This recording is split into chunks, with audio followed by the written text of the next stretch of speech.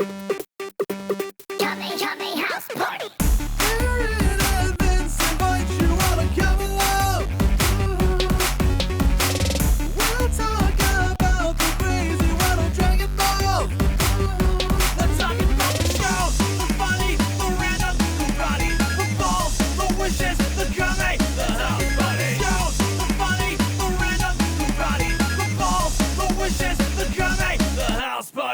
Hey everybody, welcome to Kame House Party. I'm Vince. I'm Aaron. And this is the universe's only and number one improv comedy Dragon Ball podcast. And we are here again for another week to talk about the wonderful, weird, wacky world of Dragon Ball. But before we get into the episode that we are both, I'm very excited to talk about this next episode, that we are both excited to talk about. We got to do a little bit of Kame housekeeping because this is a house party. We don't want you coming in. You know, there's empties all over the place. There's some stale beer smell, floor sticky, tables gross. We're going to clean all that up with our Kame housekeeping section, which we are in right now. And the first piece of Kame housekeeping is the world famous. Wait, before you get into it, I do need to address that, what goes on with our podcast once we leave for the week? That is in such disarray. That is in such metaphorical disarray. It's probably because I forget to lock that sliding glass door to the backyard, and there are those kids in the neighborhood. Yeah, I'm assuming they're coming in. We're on Greek Street. We're on Greek Street. We're surrounded by frats. So we're on Greek Row, and those kids, they just come in and they use the space for parties and sometimes for very elaborate fantasy leagues. It's gross. We really should just lock the doors, but it's such a nice neighborhood. We want to keep it nice. Yeah, we're very trusting. We're too trusting with our house. Let's all right. Now let's clean it up. Right. Now we just have to a little. We just have to clean it up. It's a chore sometimes. Yeah, I know, but it's one of those things that once you do it, it's over in less than a minute. Sometimes. Sometimes I don't know. I assume too long for some people. And if it is too long, too bad, because we're gonna keep doing it. And this first piece of Kame housekeeping is the world famous, UN sanctioned 1 minute roundup whip sound. Well, here we are inside a giant novelty cowboy hat. Cover both of our bodies. Yep. Never thought I'd see the day. Never thought when I made that bet, when I said I bet you my left nut that I would not be found inside a giant cowboy hat within the year. I said this is a done deal. I'm gonna keep my left nut, and I'm gonna get a couple shillings from you, Tom. But now look at me. I'm inside a giant. Yeah, we're both in, and we walked hand in hand into it. You put up zero resistance to me leading you into this giant. I'll tell you, I was in denial. I said that is one large tent. That is one gigantic tent right there. I gussied it up. I put some stakes by the brim, various ropes, a campfire out front to complete the illusion. I had no idea until I come inside and I see a tag and it says XXXXXXXL. Now the tip off. I feel like an idiot. The tag was the tip off. It was the tag. For Morton's haberdashery. It's huge. How could I not see it? It was special order. It took years to get enough cowhide. I'm assuming hats are made out of leather. To get this thing going. But I mean, I gotcha. Yep. Craned him. Craned me. And so look, snip, snip. You got the shears. I'm gonna need that nut. And I got the gears. So I'm a man of my word. And seed. Once again proving that a rhyme is just as good as a joke. Just as good as a joke. When we conduct our experiments out in the wild and we get good results, it's time to record them in that old scientific improv journal. But that, ladies and gentlemen, and podcast listeners of all kinds, is our improvised Western scene that we do at the top of every show to loosen or tighten our improv muscles to get us ready for whatever improv we end up doing throughout the show. As is our wont, as our conversation goes on, we jump into scenes, blah, blah, blah. Y'all know that bit. And then we get into the 1 minute roundup proper, where one of us, this time Aaron, has 1 minute, that is 60 seconds, to summarize everything that has happened in Dragon Ball up until this point. That is 150 plus episodes of Dragon Ball and 72 episodes of Dragon Ball Z. Aaron, I hope you're ready. But I have to ask you a question first. Are you ready to round up? Yes, I'm ready. And here we go. I found it. / Vince found it. Teamwork. And the dream is about to work in 3, 2, 1. Dragon Ball is about 7 magic crystal balls. If you collect them all, you get any which you want, and it stars Goku, who's the main character. He was a little boy. He had a tail, and he went on a bunch of adventures looking for Dragon Balls, stopping other people from trying to find the Dragon Balls. He made a bunch of friends. He entered a tournament that he lost twice at, but won once. And he got really good at karate. He saved the world from an army, from a goblin, from a demon king, from a demon king's son. He got married. He had a kid. 5 years later, he finds out that he's an alien, and the planet that he belongs to, they all suck. They love taking over different planets. So he had to kill his brother, which in turn killed him, which in turn sent him to the afterlife to train. Then he came back, and he beat up a bunch of other people from his planet. But that means a bunch of his friends died. So his other friends went to Namek to try and find more Dragon Balls that can grant any wish, by the way. Which it did, and now they're like, but like they've run into like Frieza and a bunch of other bad dudes. And now Goku, he was there, but his body got switched with Ginyu, who's a jerk. Wow, you did it. Oh, You dang done did it. It's been a while since we've had to do one of those, but you showed up, you did the dang thing, and then I will tell the listener why we do that, so you don't have to go back and watch every single episode of Dragon Ball to get caught up to where we are, or listen to every single episode of the podcast. But we wish you would. But you know, that's what it's for. And if you're like curious, if you're like, oh wait, what? Goku died and all his friends died. I want to know what happened there. Then go back and listen to those old episodes. Go ahead and do it. Yeah, do you love death? If you love death and exploring how people died, listen to our old episodes of Kame House Party. We go in depth into the process. How did they get killed?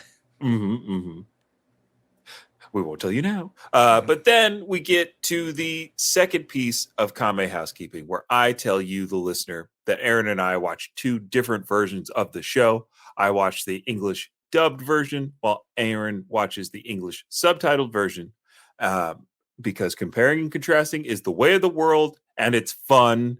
The one thing you learned in school, how to compare and contrast 2 different ideas, 2 different objects, it's happening now in your ears. And we start with the title for this episode, and I will go first because that is how we've done it for DBZ. So here it comes, Aaron. Get ready, because I'm going to tell you the title of Dragon Ball Z episode 73, Gohan, Defeat Your Dad. Gohan, this is Freud. Go on. This is an important step to maturing. Defeat your father. This is self-actualization is yours if. That's pretty... Gohan defeat daddy. Mine's similar. Close enough to be a Yahtzee? No. Oh. It's a... I was going to say... I wasn't going to put an N in front of Yahtzee. It's certainly not that. But it does... Some words are the same. So here we go. Episode 73 of Dragon Ball Z. Love that rhyme. Makes me chuckle. Because we know why. Because we know why. Episode 73 of Dragon Ball Z. The original language Japanese version, roughly translated, is... That ain't me, Gohan. Don't lose your nerve. Hit your father. Oh, my. Kill him, Gohan. Kill your father. And you become more power. Oh, wait, I'm the I'm the Emperor. Emperor Palpatine? Mhm. Gohan, if you strike down Goku, you'll become more powerful than you can possibly imagine. No, I won't. Never. Come on, how about for like a treat? Let's see what I have in my robe here. I have some loose Swedish fish, perhaps. Ew, they're fuzzy. Oh, that's a lot of my hair there. Oh, sorry. All right, hold on. Keep digging. Hair from where? You know. Ew. Oh, you do know. I thought you were too young. I thought it was being coy. I read a book. Makes sense. Let's see. What do young boys like? That's also currently on my person. Look, I'll let you own half the galaxy. Come on. There's that book planet. Ooh. Libros 5. Fine, Dad. You're dead. I'm going to Libros 5. No. And that's how Star Wars should have ended. That's how it should have ended. With Gohan playing Luke Skywalker. I don't know. I'm getting kind of hungry. A couple Swedish fish. I know, they sound pretty good. I might hit my dad for that. Yeah, I don't think as a kid I would turn away Swedish fish from anybody's pocket. It's just like a good like a candy that you could let linger. Mm-hmm. You have the control on how long it lasts. And it's not that common, so it's still a little. It's more of it's a special treat. Swedish fish and Dum Dums were rare candy treats for me. Dum Dums? Mm-hmm. It was never something I had until as an adult. I realized that there was a Dum Dum website.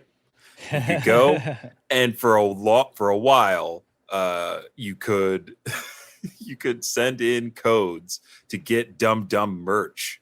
On their website, they had codes on the wrappers, and they don't have them anymore. But we were trying to get as much. This is back in my old job. Me and some of my coworkers had a 5-pound bag. We were trying to get sweatshirts from Dum Dum. Nice. Hey, but if they're all mystery flavor, I'm down. Or root beer.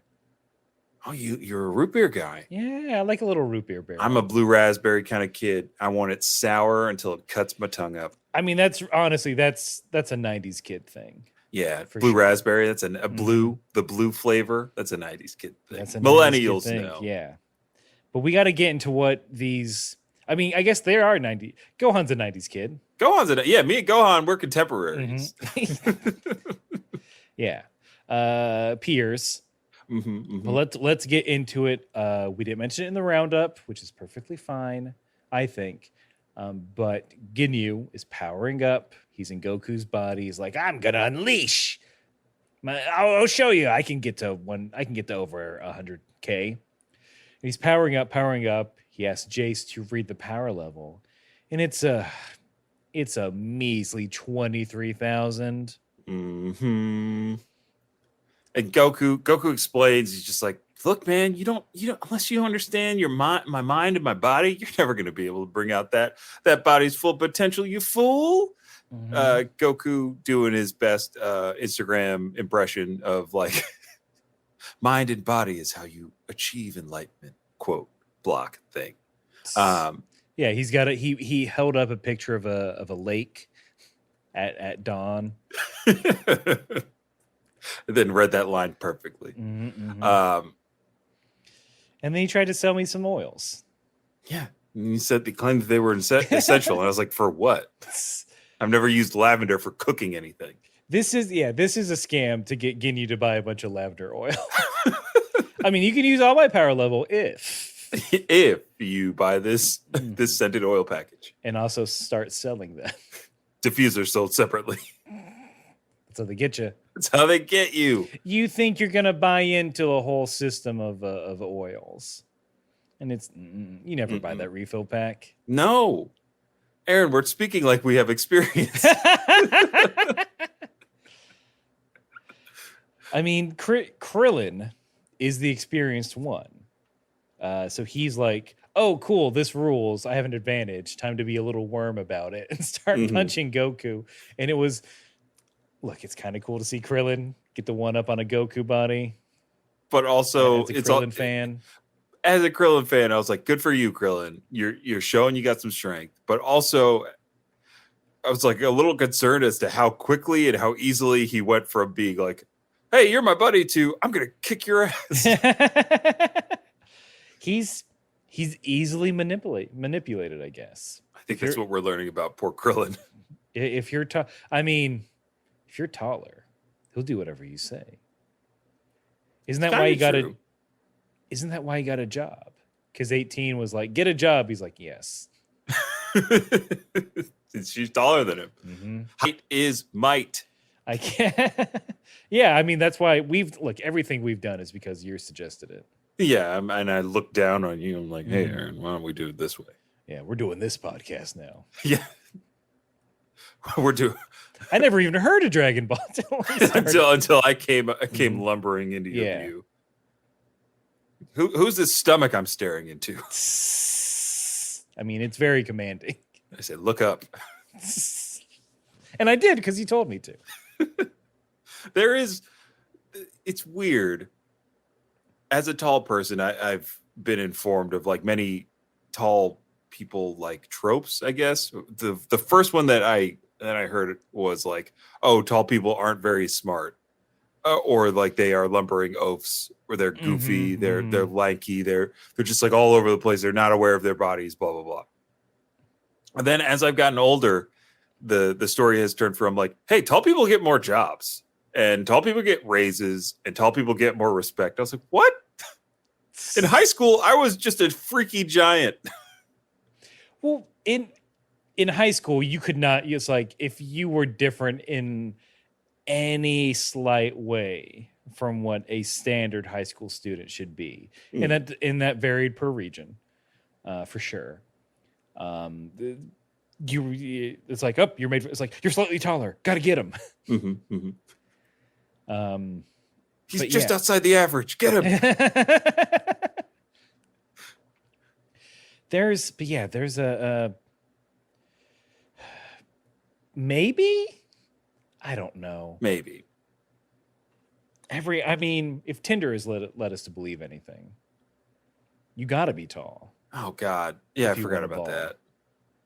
There is an advantage of being a tall man in a relationship, but you can just pick up your partner. I can just pick up my partner, take it wherever I want. I'm like, hey, we're going to McDonald's again, and you can't do anything about it. You carry them like a little suitcase. A little Bjorn, they're horizontal as you hold them. Yeah. No, but the one advantage in dating was that my partner could wear any shoes. The highest of high heels. It? Is that? I mean, and there's no way that she's going to come close to being taller than me. The two women that listen to this, let us know. Is that really what the height thing is about? Is just you want to wear heels? Shoes optimization, baby. It's how it works. But isn't it also cool to be taller than your partner in heels? For me, it is. When you're I wear heels to be taller than my partner. I mean, they're kitten heels, but different strokes for different folks. Uh-huh. But is it all about the shoes? Is that the reason? I mean, I'm sure it's a big part. I'm sure there's also just a bunch of people who are very limited in their ability to be compassionate or like. Yeah, it's probably also vanity. Yeah, I think we could also just chalk it up to vanity. And speaking of vanity, Ginyu has been taking a beating from Gohan and Krillin to the point where he's like, Jeice, a little help? Even though I said I'd kill you if you interfered again. Typical manager bullshit. I'm changing my mind. Yeah. I know I said this, but. And Jeice is like, all right, I'll jump in. But not before Vegeta sneaks out of the shadows and then delivers this line to Jeice. Give it to me. Hey, Snow White, why don't you pick on someone your own size? There's so many really good lines in this episode. If you're only listening to this, you don't see my face, my good reaction. That's wow. Hey, Snow White, why don't you pick on someone your own size?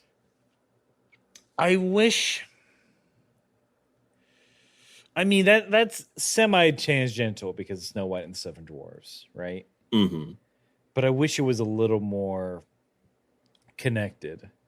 Let's see, Snow White. Hey, Snow White, take a bite out of this apple. And then he shows his little ass, his little fanny. Specs yeah. back. That tight ass and that tight spandex. Wow. Hey, Snow White, call me Sleepy because you're going to bed. Because I'm mixing fairy tale. Wait, how did he? I guess from his minimal time on Earth. I wanted to get to that point because, like, how does he have the context? How does he know what Snow White is? Oh, it's Snow White is universal. It's everyone knows that story. The Disney vault is in the galaxy. Yeah, they have a strong reach. They'll change it per planet. So it's like, Snow White and the Seven Namekians, Snow White and the Seven Saiyans, which gets dirty. Actually, that's rated R. Oh, now I'm thinking that they're like somehow Disney is like broadcasting their films to the universe, and like other alien cultures are like, huh, I guess this applies to us too.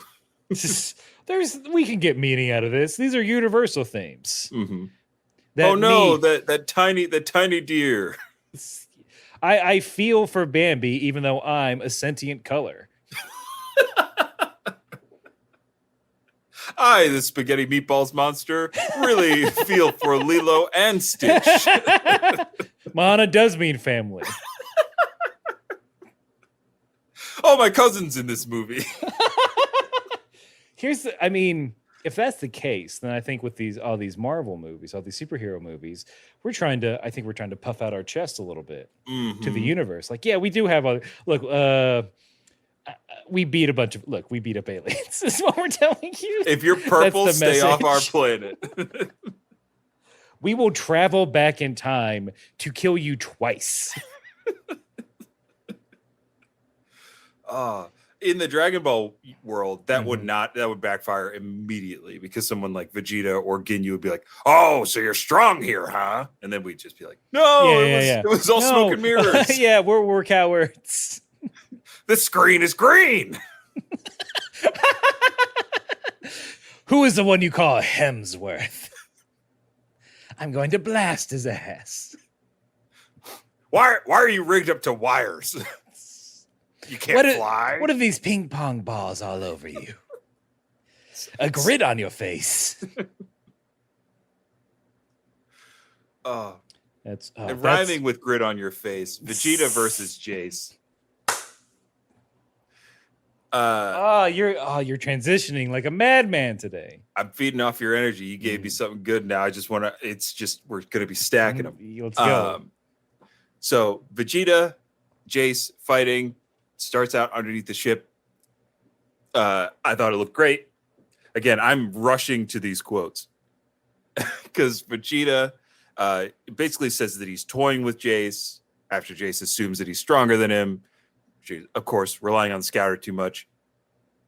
Tells Jeice to check the numbers, see how high the numbers go up. And out of just anger and disbelief, he breaks the scouter with his bare hands. It's like, I don't believe it. No, you can't be this strong. We don't even get a number. No, he doesn't even say a number.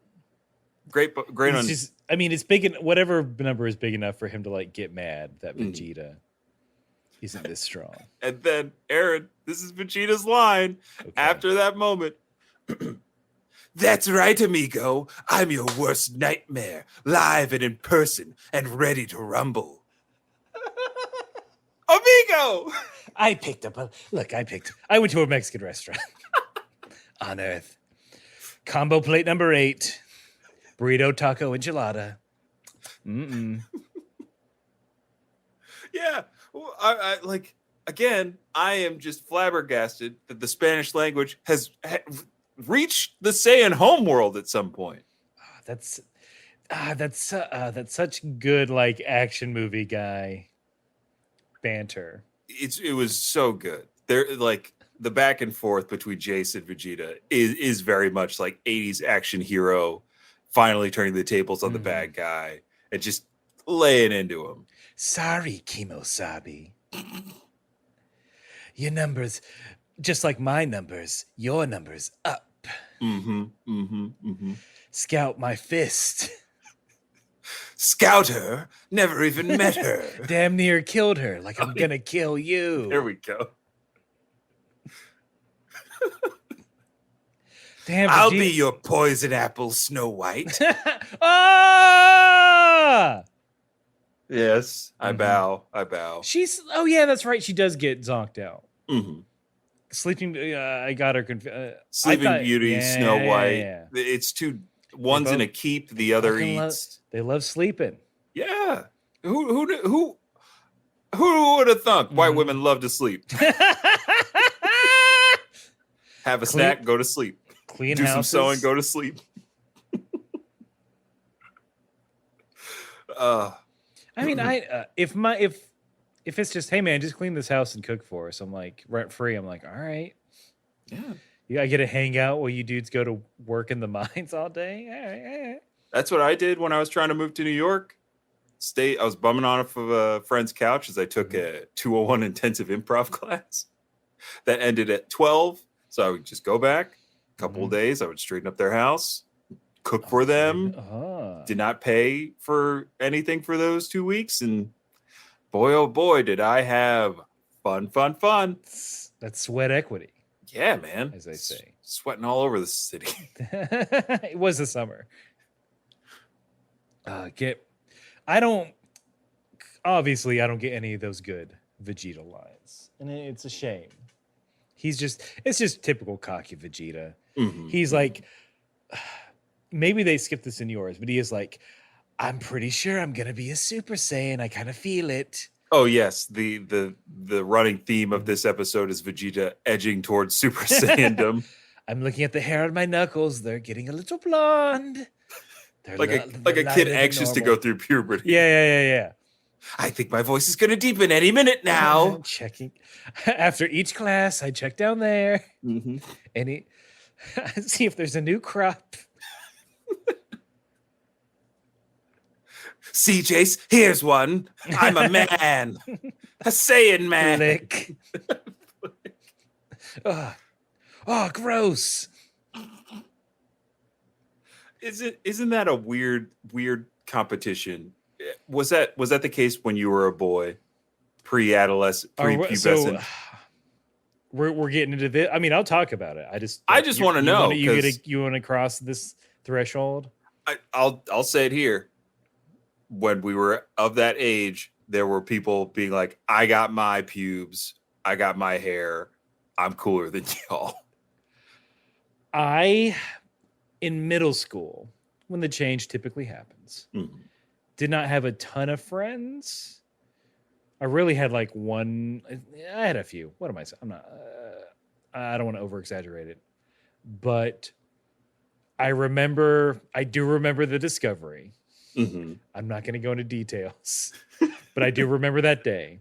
And I do remember, I don't remember if I called my buddy or told him the next day in school, but I did tell someone like it happened. Yeah, you have to have like a close friend or friend group that's like, hey, I got mine. Did you get yours? Yeah, like it's something you mail order. Yeah.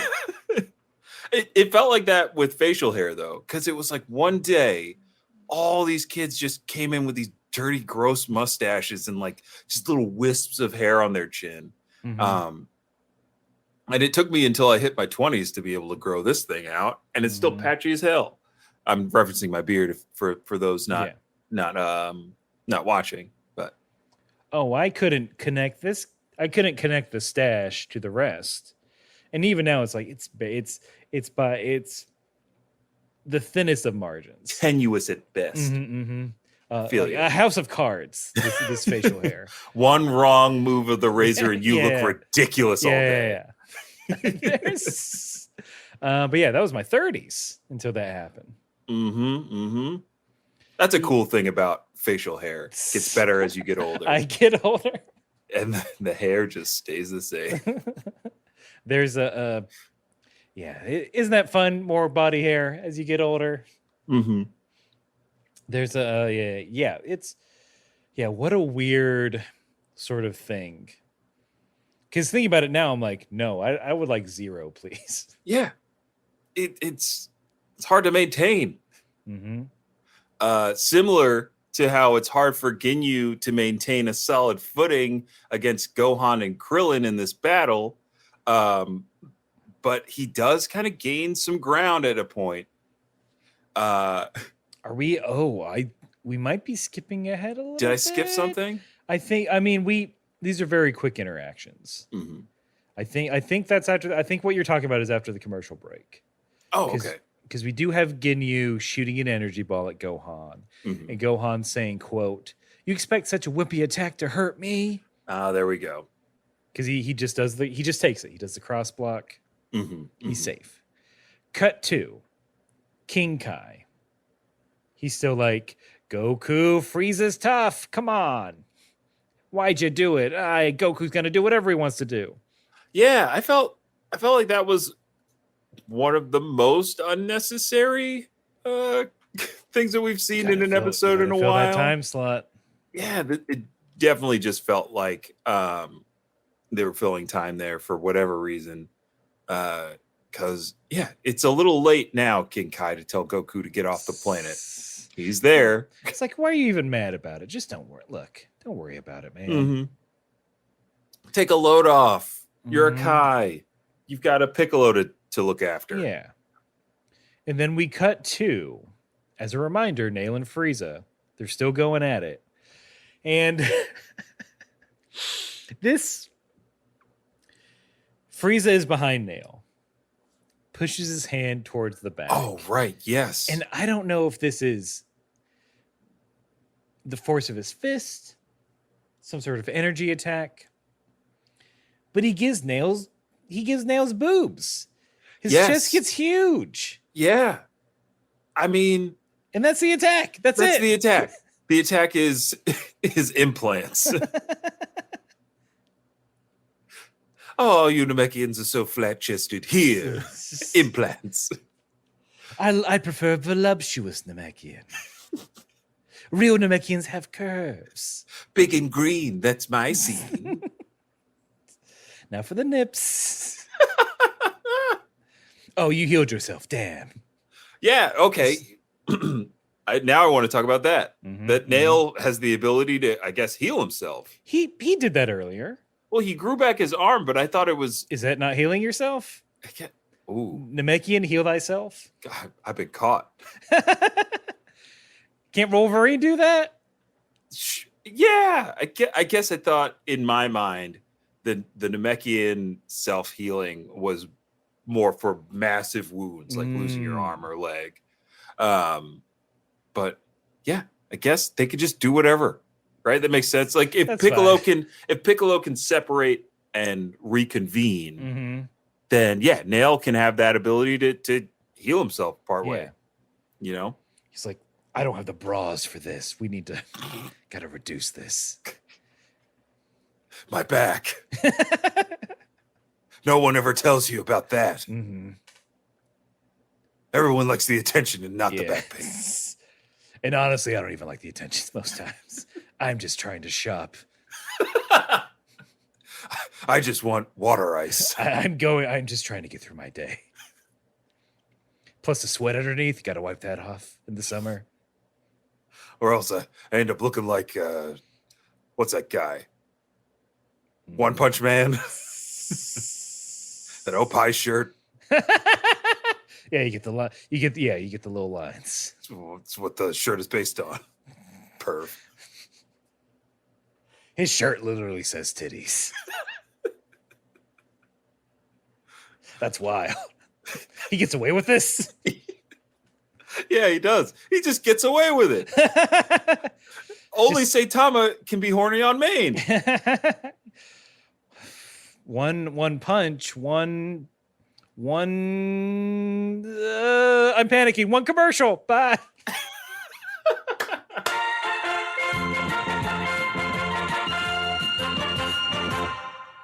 Vince, I'm here as a real person. Okay. Just to clarify, like you have, like, please confirm for me that I am a real person. Yep. All right. Just can you select the streetlights in this box?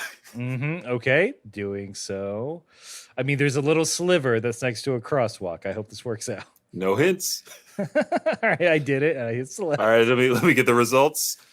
Human. All right. You're Awesome. fair game. Go on. And as a human, I have creative pursuits.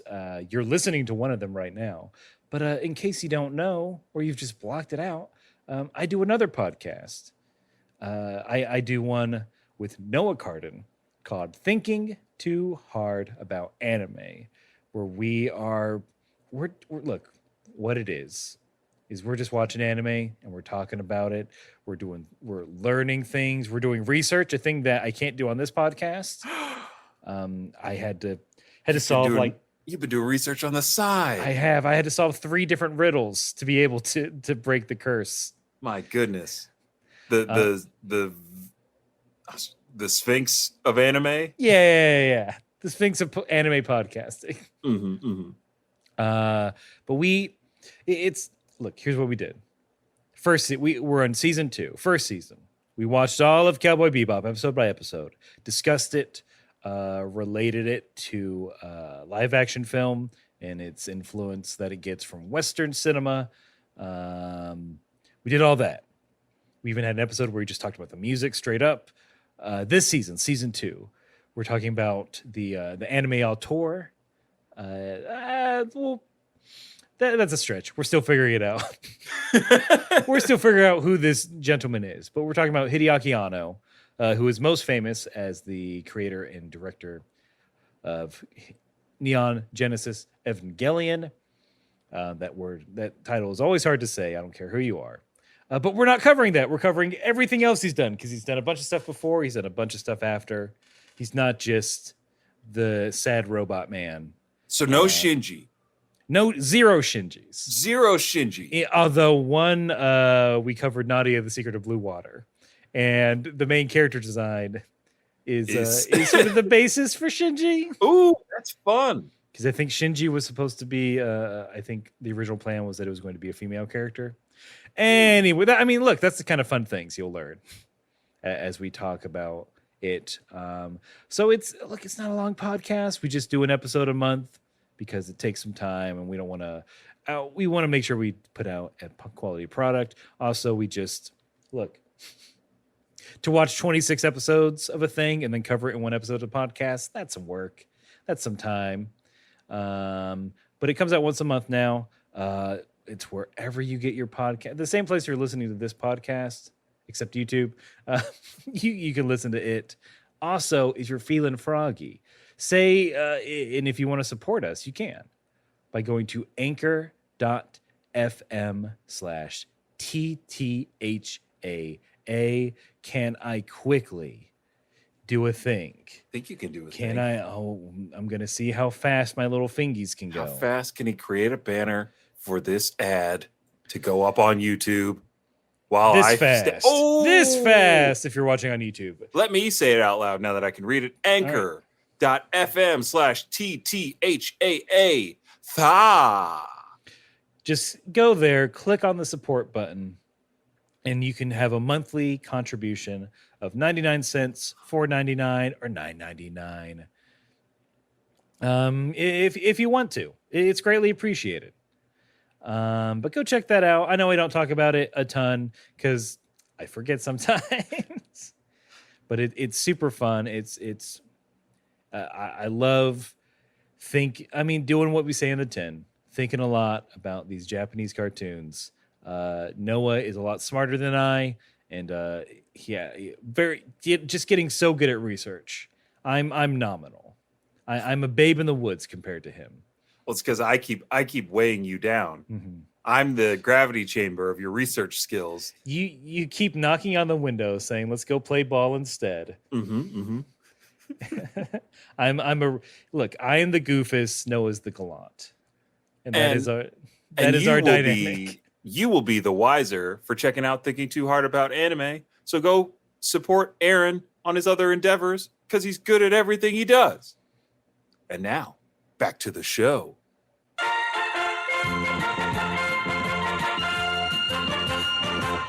And we're back from commercial. Mm-hmm. And correct me if I'm wrong. Now I get to say the part that I jumped ahead to before the commercial. Indeed. We stop him with Guru. We stop him with Dende. That's it. But yes, That's continue. Where we kind of see that Krillin, Gohan, and Ginyu are still fighting, but he's not getting weaker like they thought he was, or that he thought he was supposed to. Turns out he's kind of figuring out how to fight in Goku's body. And then he has this line to Krillin and Gohan. Oh, you have such good lines. I hope you're wearing clean underwear, because you're about to be sent to the emergency ward. Wow. I hope you're wearing clean underwear, because you're about to be sent to the emergency ward. Like, I don't know where that comes from. That is some old humor. Because that was like, apparently that was a thing moms were worried about for a while. In case you have to get to the hospital, I hope you have clean underwear, because they have to strip, like, because if you get in an accident, they have to like take off all your clothes. Okay. And like, if anyone's like a first responder in EMS, thank y'all so much. Second of all, y'all laughing at people's underwear. Yeah, they're bringing in patients off the ambulance. Like, all right, we got to take this guy's pants off. Oh! Are those candy canes? Home of the It's Whopper. July. That's this guy needs to go shopping. Mm-hmm. Clearly a bachelor. There. What's your, and I think this is a guy thing. I mean, it's a people thing, but how long you keep in undies? How big do the holes need to be before they're out ski? So I'm glad you came to me with this question, because I think I can speak for a lot of adults that until you start getting out there in the real world, you realize the importance of having a solid stable of underwear to put on. Mm-hmm. I spent too many years clinging to old college underwear that just had no business being in my closet anymore. I mean, it was stuff that either didn't fit or was ripped in the wrong places. So I will advocate, if you have the ability, get yourself underwear on a, I don't know, yearly basis. Just get some, make sure it's always nice and soft. It matters. God, you don't want to chafe under that stuff. Oh, sorry. Thank you. I rest my case, Your Honor. Same thing where it's just like, yeah, it's fine. Mm-hmm. The elastic bands coming out from the actual underwear. This is good still. Yeah, these are comfortable. I'm used to it. No, you're not. You shouldn't be used to it. Because I think what it is like I view it as clothes, which it is. So it's like, I don't want to throw it away. It feels like once you throw it away, it's like, well, that feels like a waste. What we need to start looking at underwear as, especially with how, it's a very disposable. We need to look at it as like disposable, right? It's a temporary product. Should be. These are not like a pair of jeans that are going to last forever. That's it. I used to equate like jeans and underwear. They go together. They last forever, right? They last forever. Jeans last forever. Underwear lasts forever. But it's not the case. No. But I think that's good. Yeah, just mark it on the calendar. Make it reoccurring. But if you do have to go to the emergency room, probably pack an extra bag. Depending on where you are, it's a long process. Yeah, unless an ambulance is taking you, unless it's not unless you don't make the decision to go there. Good God. Because you're knocked out or some way. Yeah. Just pack a snack. Yay, healthcare. But yeah, Ginyu checks their little undies. Gohan tries the same trick. He's going to block an energy blast. Doesn't go so hot for him this time. Krillin's starting to get beat up a little. Mm-hmm. And then finally,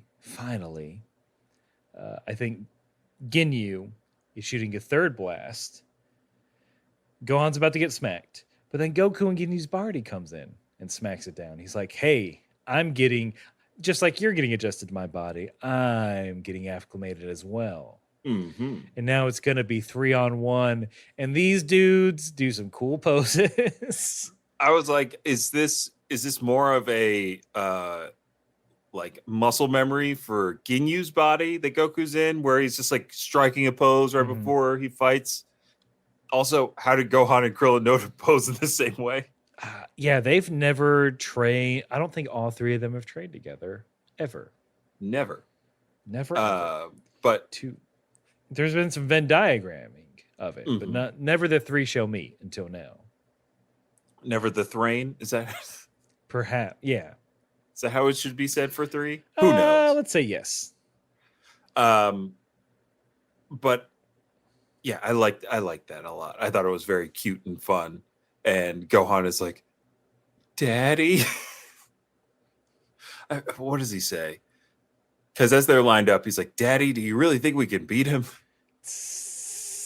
And Goku says, "I think we can, though it's going to be weird fighting against my own body," which is very true. And I'm excited about it. I'm excited about this fight. Mm-hmm. But we got to get to another one because it's Jeice and Vegeta. They're in Frieza's ship. They're fighting. I don't know if you get this. I hate it because Jeice keeps calling Vegeta a monkey bastard. No, I don't get monkey bastard. Yeah, that's the insult he keeps pulling. I did forget that Jeice calls him vegetable breath. Ooh, it's a good one. I think he calls him twice. Oi, vegetable breath. Carrots, onions, celery. You mere poor ass. What kind of Jeice act? Ugh. I don't know what that was. I like it. That's the elevated Jeice. That's the educated Jeice voice. I was too busy thinking of like, wait a minute, what's the vegetable thing? Yeah, what's a vegetable dish? Mm-hmm. You Brussels. Oh wait, now I'm doing Vegeta insulting myself. Oh no, Vegeta, insult thyself. Fine, I will. Call me Brussels sprouts, cause I'm making you gassy. Yeah, Jeice, look, let me school you on what would actually hurt my feelings. Saying that's also vegetable related. You can call me Carrot Top. He sucks. Wouldn't like that.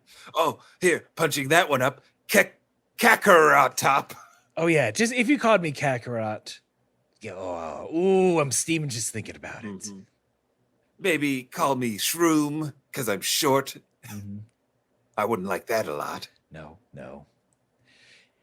Say I calling me Eggplant, but like small, because we all know what that means. That has reached this part of the universe. Yeah. We fucking love emojis in space. A lot of Earth culture got off world very quickly.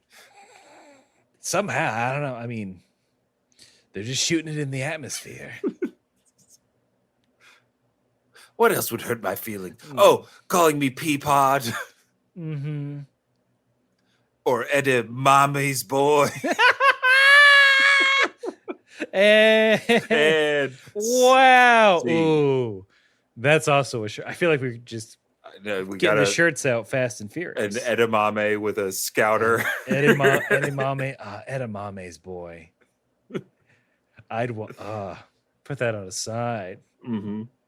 That would be my New York truck, like edamame truck, where you get gourmet like versions of edamame, spicy wasabi, teriyaki. Yeah. They're just tossed in various sauces.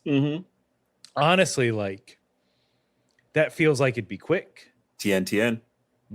I gotta mail this idea to myself. Why isn't there someone had to have tried, because that seems like quick and easy. Like once you order, here it is. It's just what seasoning do you want it tossed in? But it's all shelled, sucker. Eat that. You get 2 little dishes, one papered, one for holding, and one for placing for your bits, for your fibrous bits. It's not like you're littering. It's all plant based. It's all plant based. Throw it out the car window. Hit the car next to you with your weird spit casings. They're just like, ew. What the hell? Ah, Is this a but they see plague? the logo. But they see the logo. Ooh, Edamame's boy. Oh, I gotta go. Edamame's boy's near. We got one. Hell We yeah, finally hell got yeah. one. I have some in the freezer. Ooh, that's coming up here. But we got to finish this episode. That's before I true. can enjoy those little guys. Or do I cook them right now? Do we pause for a cook? No. All right. I'm willing to do anything. It's but having been fully insulted, Vegeta, I mean, they come out of the spaceship. He's about to blow his ass away. And then this was like kind of frightening. It was like, it really added some gravity to the situation. But right before Vegeta destroys Jeice with an energy blast, Jeice says in whispered hushed tones, "Spare me." He does beg. He begs for his life in mine as well. It was so quick and soft. Yeah, it wasn't. It didn't feel good. They did a really great job of reminding you. Yeah, Vegeta's still a bad dude compared to these bad dudes. He's a stone cold killer. No filler, except when he's in filler episodes. Is he? Not. He's not in any filler in our near future. We won't see Vegeta filler until we're like 50 years old. But I feel like there's never any like Vegeta centric filler. I don't think. No. There should have been an episode where he gets that Batman shirt that we figure out how he got that outfit. Yeah. Let's see, Rad Man, no. Sad Man, definitely not. Maybe for Gohan. It's like a peacock person that's selling him the clothes, getting really flustered, and their feathers keep fanning open and close. Would you pick a shirt that rhymes? Please. You've come into my shirt store, rhyming guys. Mm-hmm. Let's see, Cadman. I never learned that program, so no, that'd be a lie. Or Mr. Vegeta, was it maybe a Chadman? Chadman shirt? I'm not a virgin, Steve. I get it. This is after I've canonically fucked. A Tadman? No. I hate tadpoles. Ew. Or it could be a tad bit stronger than your favorite rival? I like the idea, but it's a little clunky. Isn't there some Earth word that ends in AD that describes me? Dadman. Not yet. Squawk. Look, I don't claim it's mine until like, I don't know, he's 10. And see. I could come back from that. Somehow that seems appropriate to say in culture. It's like, that's not my kid until it survives 10 years. If it can go a few rounds with me, then maybe. Ew, it was grown in a belly, not a pod. Gross. How unsightly. Ugh. How is she supposed to fight like that? Take that bump out of you and put it in a pod. Oh, now I'm getting honeymooners. For Pete's sake, Alice, get that baby out of here and put it in a pod. Put it in a pod. To the moon. To try and take it over, of course. Exactly.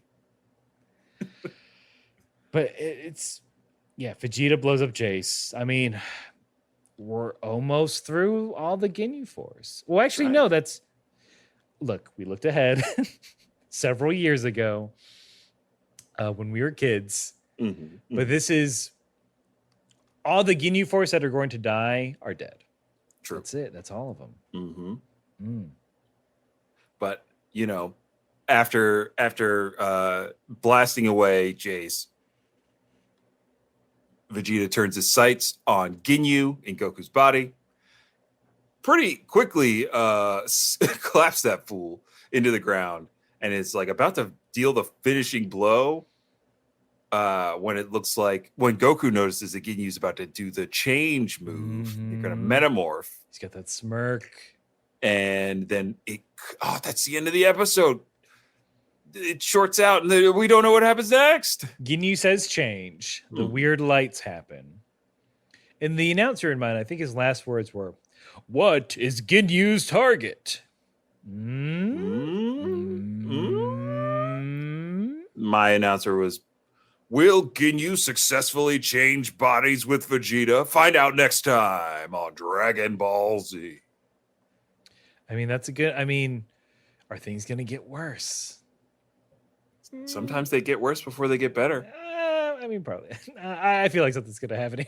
Who knows? Who knows? We won't until next week. Thank you all for listening, for watching. Thank you for hanging out with us. If you like what we do, and I sure hope you do, and if you have the means, might I recommend you bebop over to patreon.com/KameHouseParty, where you can sign up for a Patreon for $3 a month. We give you a one-time shout out on the show. Maybe you've heard it in some recent episodes. We'll make fun of your name, but then, you know, we're going to Sour Patch Kids it. First we're sour. We goof on your name. Then we're sweet. We thank you for having a name and, and money. Yes.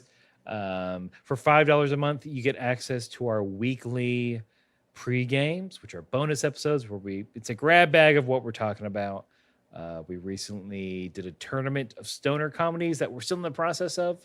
We talk about movies we watch. Sometimes we'll watch trailers and you can see us react to those. You know, all the internet things. We do those. So that's for $5 a month. There's already, I mean, we've been doing that since February. So there's already a hefty backlog to enjoy. So maybe you're just waiting for that. Maybe I'd say now. Now's the perfect time to get in. Yeah, why not? And you know, every Thursday at 8 p.m. Eastern, we are over on twitch.tv/KameHouseParty. We're playing a variety of games and having a variety of fun. Those are the only things we do. Those are the things we do. And you can follow us at Kame House Party on all the social medias. We've got our socials right there in the tags here if you're listening to or watching the video version. People don't need to follow us. I don't know. You don't need to, but hey, there might be some interesting stuff there. There might be some interesting stuff. And as always, we just want to say thank you. And then no matter if you are changing with who knows what in the next episode, or you're Jeice begging for your life. Oh, that was dark. You gotta keep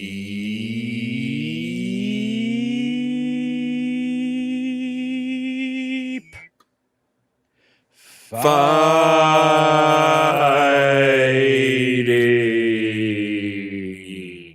God. Kame House Party.